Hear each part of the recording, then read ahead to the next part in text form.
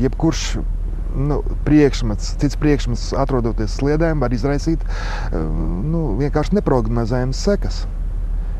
Tas traucē normālai kustībai, normālai ritekļu saskarē ar sliedēm. Un ir jau bijuši gadījumi, kad tiešām vilcieni noiet no sliedēm un ar lielu ātrumu noiet. Sekas paši saprotiet, kādas ir sekas. Cilvēku upuri. Juris Miglāns uz dzelzceļa strādā gandrīz 30 gadu. Viņš piedzīvojis visu, ar ko vilcienu vadītājs var sastapties. Arī ļaundaru mestu akmeni. Braucot ar ātrumu 100 km/h, kādu vakaru šķīda lokomotīvas stikli. Lidoja lauskas. Jura palīgs šokā nokrīt zemē.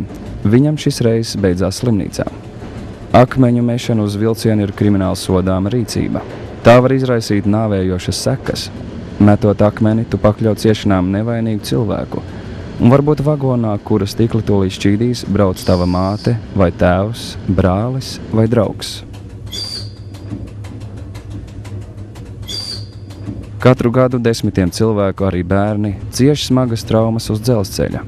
Viņi šķērso sliedes neatļautās vietās, vai riskē skrienot pār sliedēm braucošu vilcienu priekšā.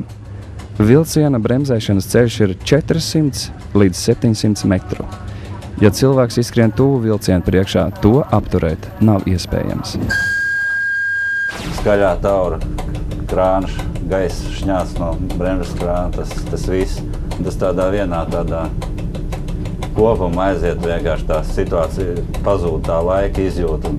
Un tagad gaidi to, ja paspēs viņš pāriet vai nepaspēs. Ja, un nepaspēja dzird tikai to tādu dobju, to troksni, kad ķermenis atsitās pret to virsbūvas priekšu vai sāniem un viss apstājies, vēl gaisa no mašinas krāna izlādējās un stāv to brīdi, jā, šoks. Nākamā rīcība, jā, ziņot, centies sev mobilizēt, ziņot dispečeram. Un tagad jādodās skatīties, jā, kas tad ir.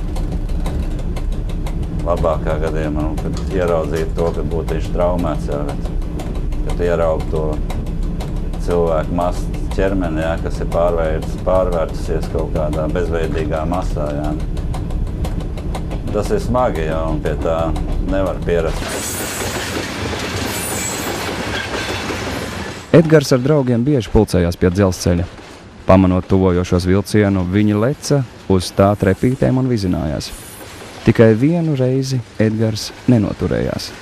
Ierauju ritenī, man kājas nokritu, un pēc tam nesapratu, kas notiek. Es nebiju tieši uz sliedēm, man aizlidināja. Man bija šoks, man nesāpēja it kā. Es nesapratu, kas notiek. Es novilku jaku, uzreiz pēc tam ietinu kājā. Lai nesaiet tur viss tā eļļa, viss tas te. Kāju, jakā. Jā. Un tā apgulos un gaidīju. Tad man iejāka mašīnā. Te es atceros, kad es braucu, es aizmigu. Es braucu un es teicu, novelciet man botas, bet man nebija botas. Es teicu, man ir karsti kājām. Viņi teica, nav tev botas, tā ir gan. Viņi tā nav kājas, es tā pastījos. Nav un nokrit. Aizmiga kā. Tagad Edgars mācās iet ar protēzi. Viņš aizvien ir tas pats aktīvais Edgars, taču trauma viņu darījusi piesardzīgāku. Tagad viņš ir tas, kurš riskantās nodarbēs atgādina – nevajag. Katram, kurš iebilst, nekas nenotiks, viņš atgādina – arī es toreiz domāju, nekas nenotiks. Es jau parādīju, kā tā kāja izskatās.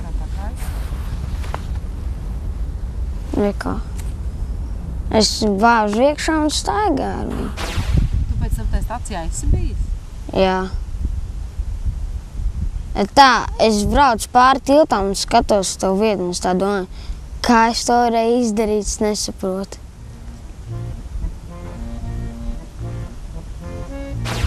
Daži no mūsu varoņiem sārstēs pušumus, noņems ģipsi un atkal būs tikpat vieglprātīgi. Citi nekad vairs nepārkāps robežu, aiz kuras apdraud sevi. Katru dienu desmitiem bērnu un jauniešu gūst traumas.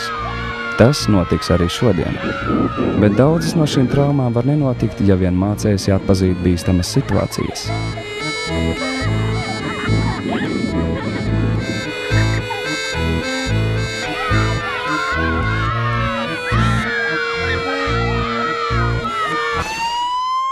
Atceries, neatliekamās palīdzības tālrunis ir 112.